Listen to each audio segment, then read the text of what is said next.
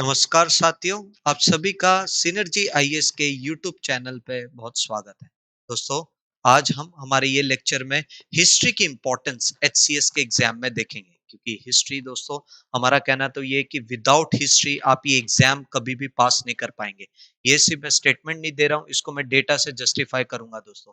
दूसरा, हम ये देखेंगे कि अगर हिस्ट्री इतनी इंपॉर्टेंट है तो हिस्ट्री भी तो कई टाइप की है, एंशिएंट है, मेडिवल है, मॉडर्न है। तो इन तीनों में कौन से एस्पेक्ट में कितने सवाल आते हैं, कौन से एस्पेक्ट को हमें तैयारी कैसे करनी चाहिए, कौन से पैटर्न है जो हमें ध्यान रखनी चाहिए पढ़ने से पहले, वो हम सेकंड एस्पेक्ट में डिस्कस करेंगे। और थर्ड दोस्तों, पूरा प्रीवियस ईयर पेपर के एनालिसिस के बाद हम ये देखेंगे कि आपकी जो सब्जेक्ट को लेके अप्रोच है, तैयारी है, स्ट्रेटेजी है, मेथड है, वो आपको कैसा करना चाहिए, ये हम थर्ड एस्पेक्ट के वीडियो में देखेंगे। तो इसी के साथ दोस्तों, आज की क्लास में आपका स्वागत है। सबसे पहला जो first major point of discussion है कि क्या हिस्ट्री हमें पढ़नी चाहिए, और अगर हमें पढ़नी चाहिए तो किस लेवल पे पढ़नी चाहिए। दोस्तों, हमारे जो प्रीवियस ईयर का डेटा है वो क्लियरली ये बताता है। अगर मैं डेटा आपके सामने रखूं, 23 में हिस्ट्री सब्जेक्ट में 28 क्वेश्चन अराउंड आए थे।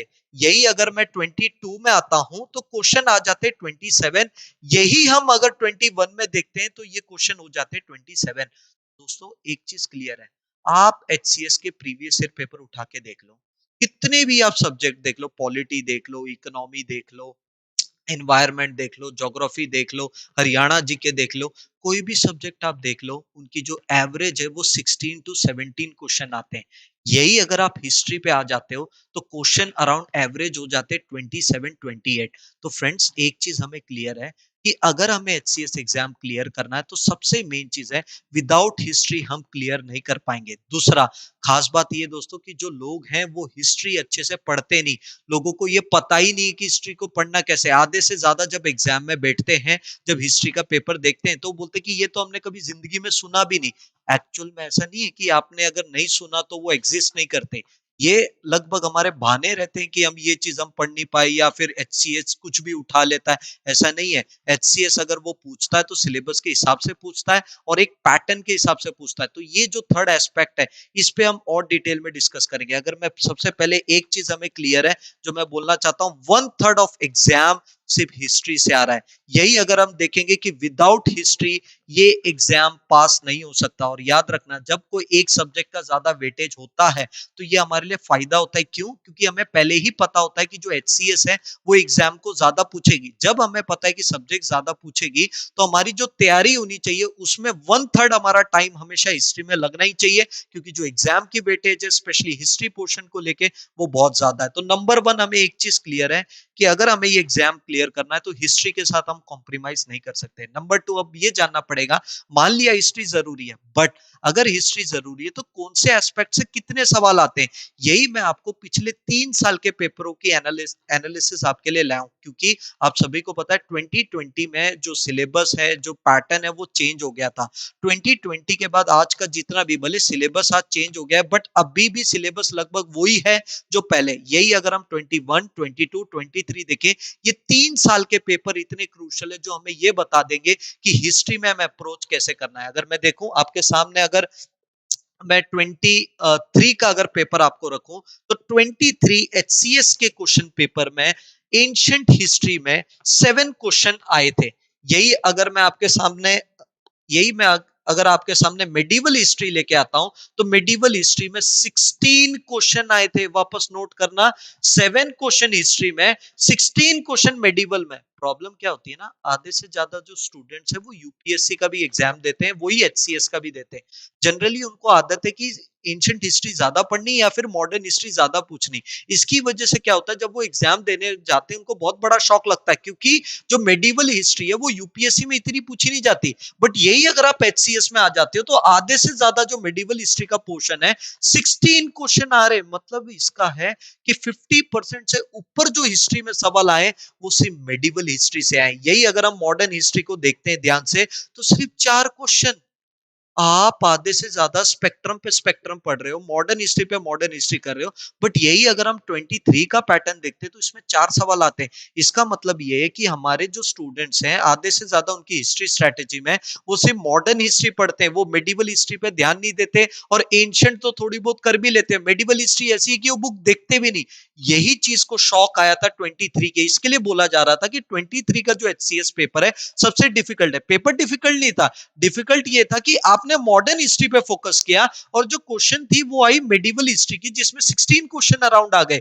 यही अगर आप एंशियंट देखें तो, अगर मैं 3 साल का देखूंगा ना, एंशियंट हिस्ट्री फिर भी बैलेंस रही है, 7-7-7 रही है। मेडिवल हिस्ट्री हमेशा डोमिनेट की है। यही अगर आप देख लो 23 का पेपर है, यही मैं आपके सामने 22 का एचसीएस क्वेश्चन पेपर लाता हूं, तो आप ये नोट करोगे कि एंशियंट हिस्ट्री में 6 क्वेश्चन आए। तो हमारा अगर देखे 23, 22 ऐसे देखे तो 7 क्वेश्चन थे, 6 क्वेश्चन थे, लगभग सेम एवरेज चल रहा है। यही अगर मेडिवल हिस्ट्री में देखें तो 11 क्वेश्चन आए थे 22 के एचसीएस पेपर में। यही अगर हम देखें मॉडर्न हिस्ट्री भी 11 क्वेश्चन आए थे। उस टाइम पे जब 22 का पैटर्न लोगों ने देखा था तो उनको ये लगा था कि ठीक है, मॉडर्न हिस्ट्री डोमिनेट करती है, मॉडर्न हिस्ट्री अच्छी है। बट उनने जब 11 क्वेश्चन मेडिवल के देखे थे, जब वो 23 में पेपर दे रहे थे, उनको लगा कि ठीक है 11 है, इस बार दे दिया, आगे नहीं होगा। बट वही आप देखो 11 के बन गई 16। तो एक चीज क्लियर है, एंशियंट हिस्ट्री से ज्यादा इंपॉर्टेंट है मेडिवल हिस्ट्री, क्योंकि 11 क्वेश्चन आपको सिर्फ एचसीएस के 22 पेपर में आए। बट एक चीज अच्छी थी कि जो मॉडर्न हिस्ट्री थी और जो मेडिवल हिस्ट्री थी, इक्वल इक्वल क्वेश्चन आए। 11 क्वेश्चन इसमें आए, 11 क्वेश्चन इसमें आए। ये आ गया आपका एंशियंट हिस्ट्री का। यही अगर मैं थर्ड देखता हूं, थर्ड अगर आप 2021 का एचसीएस क्वेश्चन पेपर देखते हो, एंशियंट हिस्ट्री में आपको आए हैं 9 सवाल, तो ये अच्छी चीज है। यही अगर आप मेडिवल हिस्ट्री में देखते हो तो आपको आए 9 सवाल। यही खास बात ये कि मॉडर्न हिस्ट्री में भी 9 सवाल आए। इसका मतलब ये था कि जब एचसीएस का पैटर्न चेंज हुआ था तो 2021 में तीनों को इक्वल वेटेज दिया गया था। यही हम अगर 22 में आ जाते हैं, 22 में ये जो मेडिवल है मॉडर्न है उनका वेटेज सेम रखा था, बट एंशियंट का कम कर दिया था। यही अगर हम 23 में आते हैं तो हमें एक चीज क्लियर होती है कि मेडिवल हिस्ट्री को 16 क्वेश्चन दे दिए, और आधे से ज्यादा जो एक्स्ट्रा क्वेश्चन थे वो मॉडर्न हिस्ट्री के कम करके, क्योंकि मॉडर्न हिस्ट्री में सिर्फ 4 सवाल आए थे। यही अगर हम एंशियंट में आए तो एवरेज उसने 6 to 7 बनाया था। तो एक चीज क्लियर है कि हिस्ट्री जब हम एचसीएस के लिए पढ़ रहे हैं तो एंशियंट मेडिवल मॉडर्न तीनों जरूरी है। लगभग स्टूडेंट मॉडर्न हिस्ट्री ज्यादा करते हैं, क्योंकि अगर यही आप यूपीएससी के क्वेश्चन पेपर में आते हो तो उधर मॉडर्न हिस्ट्री बहुत ज्यादा डोमिनेट करती है। बट यही अगर आप एचसीएस में आते हो तो इधर मेडिवल डोमिनेट करिए। अगर हम एवरेज देखें, अगर हम एवरेज पैटर्न कुछ भी आप परम्यूटेशन कॉम्बिनेशन कुछ भी आप लगा लो, एक चीज क्लियर है कि मेडिवल हिस्ट्री को आप निग्लेक्ट नहीं कर सकते। और खास बात ये, जब मैं आगे आपको पेपर दिखाऊंगा आप एक चीज देखोगे कि एक ही पैटर्न के अराउंड, एक ही चैप्टर के अराउंड, वही थीम के अराउंड एचसीएस बार बार क्वेश्चन पूछ रहा है। देखो अगर 2021 में पूछता तो मैं समझता चलो पहली बार है, 22 में भी वही पैटर्न पे पूछ रहा है, 23 में भी वही पैटर्न पे पूछ रहा है। तो एक चीज क्लियर है कि अगर हम प्रीवियस ईयर पेपर देखें तो सेम पैटर्न पे बार बार सवाल पूछे जा रही है। मैं आगे आपको बताऊंगा। एक चीज हमें क्लियर है पूरे ये एनालिसिस से, अगर वेटेज हम पूरा अगर कुछ भी आप देख लो तो हमें एंशियंट मेडिवल मॉडर्न तीनों पे ध्यान देना है। हमारी जो स्ट्रेटेजी है वो तीनों पे ध्यान देगी। बट अगर हम देखें, सबसे पहले ये होता है कि चलो मान लो एंशियंट में 9 सवाल आ रहे हैं, जैसे आप बोल सकते हो कि सर एंशियंट में, कई ये पूछते हैं कि सर एंशियंट हिस्ट्री में भी बहुत सारे चैप्टर हैं, मेडिवल में भी बहुत सारे चैप्टर हैं, मॉडर्न में भी बहुत सारे चैप्टर हैं, तो कौन से चैप्टर्स में हम ज्यादा फोकस करें। देखो अगर आप यूपीएससी में आते हो तो उधर आपको हड़प्पन चैप्टर बहुत करना पड़ता है, क्योंकि हड़प्पन से क्वेश्चन आते आते बुद्धिज्म जैनिज्म से चैप्टर से क्वेश्चन आते ही है। ऐसा कोई साल नहीं है जिसमें 2 से 3 क्वेश्चन एंशियंट हिस्ट्री में चैप्टर्स में ना आए।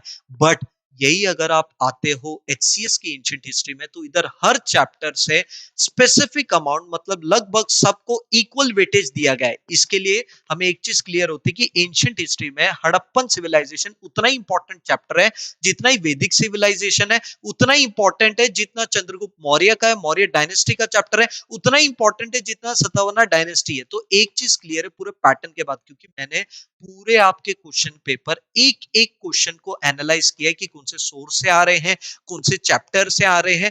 पूरी एनालिसिस का मैं सार आपको ये बता रहा हूं कि एंशियंट हिस्ट्री में एवरी चैप्टर इज इंपॉर्टेंट। अगर सेकंड में देखो मेडिवल हिस्ट्री, अगर मैं बोलूं तो मेडिवल हिस्ट्री में मैंने एक पैटर्न देखा कि कुछ चैप्टर ऐसे हैं जिन पे क्वेश्चन पे ही क्वेश्चन आते जा रहे हैं। और खास बात ये, ऐसा कि नहीं 23 में ही ये चैप्टर्स पे आए, 21, 22, 23 तीनों में एक ही चैप्टर पे ज्यादा से ज्यादा सवाल आए।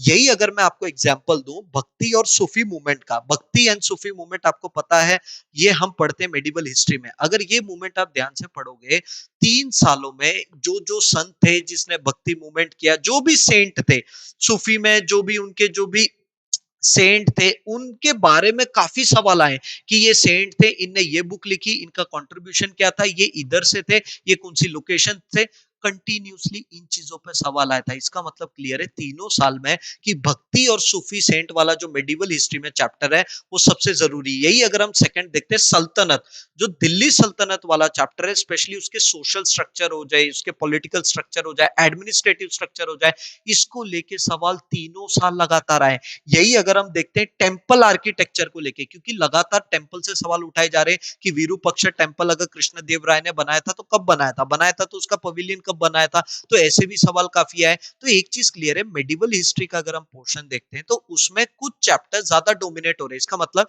जब हम एंशिएंट पढ़ेंगे तो सारे चैप्टर हम पढ़ेंगे, मेडिवल में भी सारे पढ़ेंगे, बट उसमें से कुछ चैप्टर हैं जैसे भक्ति मूवमेंट हो गया, सल्तनत हो गया, टेम्पल आर्किटेक्चर हो गया, जो कि आर्ट एंड कल्चर से भी मेल खाता है, वो हमें ज्यादा पढ़ना पड़ेगा। यही अगर मैं आपको आता हूं मॉडर्न हिस्ट्री में, मॉडर्न हिस्ट्री में मैंने देखा है जो नेशनल मूवमेंट है, क्योंकि मॉडर्न हिस्ट्री बहुत बड़ी है, ब्रिटिश आए, ब्रिटिश ने क्या किया, ब्रिटिश ने कैसे जीते, कौन सी ट्रीटी साइन की, उसके बाद फिर आप नेशनल मूवमेंट पे आते हो, फिर मॉडरेट, एक्सट्रीमिस्ट, फिर मूवमेंट।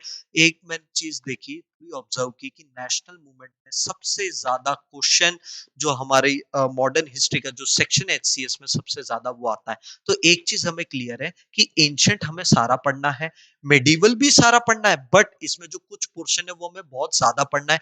यही अगर हम मॉडर्न हिस्ट्री में आते हैं तो हमें जो नेशनल मूवमेंट है उसको बहुत ज्यादा तरीके से पढ़ना है। तो एक चीज क्लियर है कि ये तीनों पढ़ना है, तीनों में कुछ चीजों पे ज्यादा ध्यान देना है। बट इसमें अगर मैं आपको बताऊं तो अभी सवाल ये आता है, क्योंकि अभी आप देखोगे ये तो पहला लेक्चर है जिसमें मैं सिर्फ वेटेज बता रहा हूँ। हर साल अभी आप देखोगे एवरी डे बेसिस पे मैं एवरी ईयर का क्वेश्चन पेपर आपके सामने रखूंगा, ताकि मैं आपको ये बता पाऊं कि इस बार ये क्वेश्चन आए थे, ये क्वेश्चन में ये प्रॉब्लम थी, ये क्वेश्चन को हमें ऐसे सॉल्व करना चाहिए था, और ये क्वेश्चन से हमें क्या सीख मिलती है कि इस बार का जो एचसीएस पेपर है उसको हमें कैसे पढ़ना चाहिए। तो ये पैटर्न में एवरी डे आपको एक ना एक वीडियो आएगी जो आपको देखना होगा। यही अगर मैं नेक्स्ट देखूं, अगर 21, हाँ, अभी फोकस ये है कि अप्रोच हमारी क्या होनी चाहिए। अगर अ, हाँ, ये हमारी मेन अभी फोकस है कि पैटर्न हमने देख लिया, चैप्टर्स हमने देख लिए, बट अभी हमारी स्ट्रैटेजी क्या होनी चाहिए। दोस्तों ये जितने भी 3 पेपर है ना, 3 पेपर के एक एक क्वेश्चन एनालाइज करने के बाद मुझे कुछ अंडरस्टैंडिंग आई है। पहली अंडरस्टैंडिंग ये आई है कि जो प्रीवियस ईयर क्वेश्चन है ना उनको हमें स्टडी करना चाहिए रेदर देन सॉल्व। ये मैं आपको समझाऊंगा। देखो, जब भी आप प्रीवियस ईयर क्वेश्चन देखते हो आपके दिमाग में क्या आता है कि चलो मैं इसको सॉल्व करके देखता हूँ, ये सॉल्व करते हो, आप सॉल्व करने बैठते हो, उसमें दो चीजें होती है, आपने सॉल्व किया, या तो आपको आ गया, अगर आपको आ गया आप बहुत खुश हो जाते हो, यही अगर आपको नहीं आता तो आप बोलते हो कि नहीं नहीं मेरी पढ़ाई में कमी है, मैं वापस से पढ़ाई करूंगा। बट आपने सही किया, सॉल्व किया, वो स्ट्रैटेजी ही गलत है। एक्चुअल में एचसीएस के प्रीवियस ईयर पेपर को हमें स्टडी करना चाहिए, सॉल्व नहीं करना चाहिए। मतलब क्या, जब हम एचसीएस का पेपर देखते हैं सबसे पहले हमारे दिमाग में आना चाहिए कि ये क्वेश्चन आया है। फॉर एग्जाम्पल मैं आपको अगर क्वेश्चन दिखाऊं, हाँ,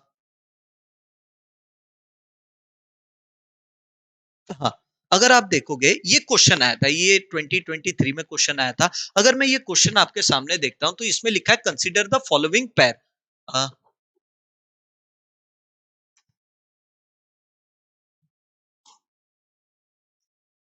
हाँ, यही अगर हम देखें इसमें लिखा है कंसीडर द फॉलोइंग पेयर, जिसमें पूछा गया है कि leader of revolution in 1857 in Ahirwal Haryana, जिसमें नाम दिया गया है। यही अगर सेकंड देखें, leader of revolution in 1857 in Faridabad, Dhanu Singh नाम दिया है। यही अगर third of leader of revolution in Hansi in 1857, Imam Ali कलंदर। देखो, जब आप करोगे ना, आप सॉल्व करने की करोगे, देखो ये मुझे आता है, नहीं आता, ये मुझे आता है, नहीं आता, ये मुझे आता है, नहीं आता, इसके बाद क्या करोगे, आप ये क्वेश्चन को ही छोड़ दोगे। ऐसा नहीं करना है, आपको क्या देखना है कि सवाल है क्या। सवाल ये पूछ रहा है कि 1857 में जो रेवोल्यूशन हुआ था उसमें हरियाणा के कौन सी पर्सनालिटी थी जो इन्वॉल्व थी दूसरे दूसरे एरिया से। 1857 हम भी पढ़ते हैं, सब आपने स्पेक्ट्रम पढ़ी है जिसमें 1857 के बारे में पढ़ते हैं, बट पढ़ते टाइम क्या कभी आपने ये सोचा था कि जब मैं 1857 पढ़ रहा हूं, जब उनके लीडर्स के बारे में पढ़ रहा हूं, तो मैं ये पढ़ूं कि हरियाणा से कौन से लीडर आए थे।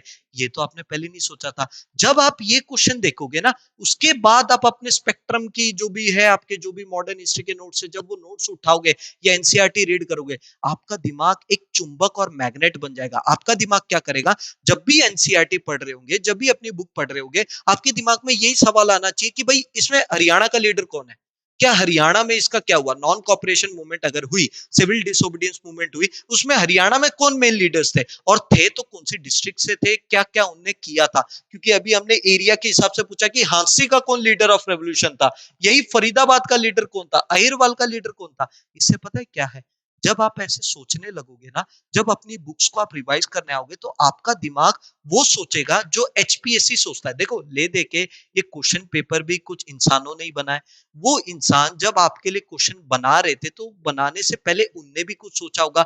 अगर मान लो वो जो इंसान बनाने से पहले उनका दिमाग अगर हम समझ ले, तो आप ज्यादा से ज्यादा क्वेश्चन को प्रेडिक्ट कर पाओगे। जैसे अगर आपने ये देख लिया तो पहले आपकी स्ट्रैटेजी सॉल्व करनी नहीं होनी चाहिए, पहली आपकी स्ट्रैटेजी होनी चाहिए, आपको अपनी बुक में लिखना चाहिए कि देखो भाई, अभी जितना भी हम हिस्ट्री में पढ़ते हैं, जितने भी चैप्टर पढ़ते हैं, उसको मुझे हरियाणा के कॉन्टेक्स्ट में पढ़ना पड़ेगा। कि 1857 में पढ़ रहा हूं, मुझे ये ध्यान देना पड़ेगा कि 1857 में हमारे हरियाणा के अलग अलग डिस्ट्रिक्ट में कौन से लीडर थे। इससे फिर क्या होगा, कल को आप देखना यही पैटर्न को लेके आगे सवाल होगा। क्योंकि मैंने जब 21, 22, 23 के देखे, मैंने एक चीज ऑब्जर्व की, 21 में उनने एक चीज को लेके क्वेश्चन पूछा, उनने भी पर्सनालिटी के बारे में पूछा था। पहले उनने से भी ये पूछा था कि क्या ये हरियाणा के लीडर हैं कि नहीं।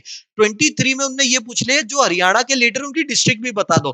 तो एक चीज क्लियर है, पैटर्न सेम है, बस उसको लेके इन डेप्थ अंडरस्टैंडिंग क्वेश्चन आ रहे हैं। तो इससे फिर क्या होगा, आप जब पढ़ने जाओगे आपका दिमाग मैग्नेट बन जाएगा। अगर मैं एग्जांपल दूं, जैसे मैंने आपको बोला भक्ति एंड सूफी मूवमेंट पे सवाल काफी आते हैं, तो सवाल कैसे आते हैं ये हमें जानना जरूरी। यही अगर हम पीछे जाएं, ये आप देखोगे, सबसे पहले सूरदास एक बहुत बड़े भक्ति मूवमेंट के संत थे, यही शंकर देव भी बहुत बड़े संत थे, संत कुमार भी बहुत बड़े संत थे।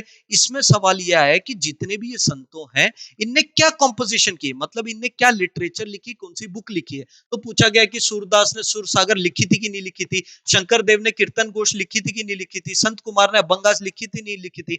आप 21, 22, 23 का पेपर उठा के देख लो, एक ही पैटर्न पे सवाल पूछ रहा है। भक्ति एंड सूफी मूवमेंट में वो पहले ये देख रहे कि कौन कौन भक्ति मूवमेंट के लीडर थे, उनने देखा कि ये संत लीडर था, फिर वो संत के अराउंड क्वेश्चन पूछा कि भाई इसने कौन सी बुक लिखी है, इसका कंट्रीब्यूशन क्या है। तो एक चीज क्लियर है, 21 का अगर पेपर सॉल्व करने की वजह पैटर्न एनालाइज करते, यही आप 23 में अगर पेपर देते वो पैटर्न के हिसाब से, तो आप क्या देखते कि आपने क्वेश्चन ऑलरेडी प्रेडिक्ट कर लिया था, और आपने अपनी जो तैयारी और जो अपना टाइम है उसको बहुत बेटर यूज कर लिया था। दोस्तों पढ़ते सब है, सभी के पास सेम एनसीईआरटी, सभी के पास सेम क्लास नोट्स होते हैं, सेम लेक्चर होते हैं। डिफरेंस क्या आता है, डिफरेंस आता है कि आपका पढ़ने का तरीका क्या है। दुनिया पूरी सॉल्व कर रही है, आप सॉल्व मत करो, आप एनालाइज करो कि ये क्वेश्चन है, अगर ये पूछा जा रहा है, इससे मुझे क्या सीखना। मैं आपको और एग्जांपल दे सकता हूं, आपको चाहिए, अगर आप देखोगे, देखो वापस से ये है, ये कि मुक्तबाई, ये बायोग्राफी सूफी सेंट की है, ये कंपाइलेशन ऑफ लिटर लीडर, ये सब लीडर थे, ये सब लीडर थे कॉम्पोजिशन की। ये बुक है, ये बुक के बारे में बायोग्राफी लिखी गई है। तो सेम बुक जो पहले पूछी गई थी, एक और सवाल पूछ लिया। अगर मैं नेक्स्ट आपको बताऊं, ये देखो जो मैं हरियाणा का आपको बोल रहा था कि डिस्ट्रिक्ट वाइज इनने ये देखा है कि ये डिस्ट्रिक्ट में कौन सा मेन चीज है। जैसे भाई की बोली, ये सब एक टॉम्ब हो गया शेख तैयब की, एक आराम कौसर। तो इनने क्या किया है, डिस्ट्रिक्ट वाइज ये देखा है कि ये डिस्ट्रिक्ट में स्पेशल क्या है। जैसे हिसार डिस्ट्रिक्ट में है, उसमें भी एक स्पेशल चीज है कि इधर एक सल्तनत के लीडर होते थे, मुगल के लीडर होते थे, उनको लेके उनका टॉम्ब है या मकबरा है जो भी उनने बनाया हुआ है, उस पर सवाल आ रहे हैं। तो ले देखे पैटर्न आपने देखा, पहले भी इनने डिस्ट्रिक्ट वाइज पूछा था, पहले मॉडर्न हिस्ट्री में लीडर पूछा, अभी इनने क्या पूछा कि इधर इधर कौन से राज्य थे, राज्य के कौन से लीडर थे जो इधर रह गए, जो इससे हमें मिल रहा है। यही अगर आप देखोगे नेक्स्ट, अगर देखें फाइनेस्ट बेस्ट, ये देख लो आप, इसमें देख लो हरियाणा के ये पूछा गया है कि ये जो बेस्ट प्रिजर्व बाउली है हरियाणा के कौन से क्या महम में पाई जाती है। फिर ये पूछा जा रहा है कि कई सिक्के पाए गए हैं जो यौधेय डायनेस्टी के थे, क्या वो रोहतक में पाए गए।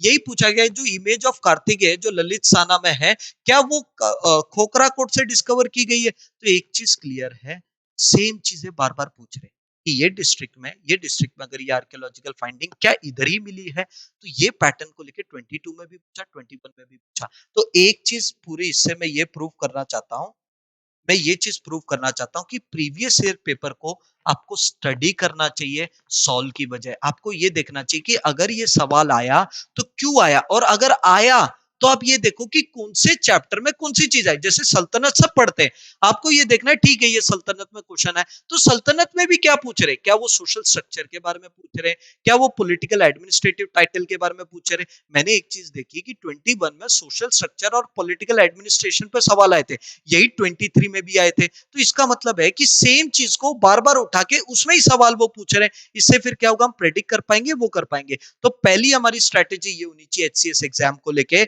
जितने भी प्रीवियस ईयर पेपर है स्पेशली 3 पेपर को, हमें एक एक क्वेश्चन को पहले स्टडी करने से, हिस्ट्री की बुक उठाने से पहले मुझे तीनों पेपर ये चेक करने की सवाल कहां से आए, क्यों आए, कैसे आए। वो हम डिस्कस करेंगे हमारे फर्दर लेक्चर में भी, बट आपको ये करना है क्योंकि मैं आपके सामने पेपर रखूंगा जब हम एक एक चीज को बहुत ध्यान से देखेंगे।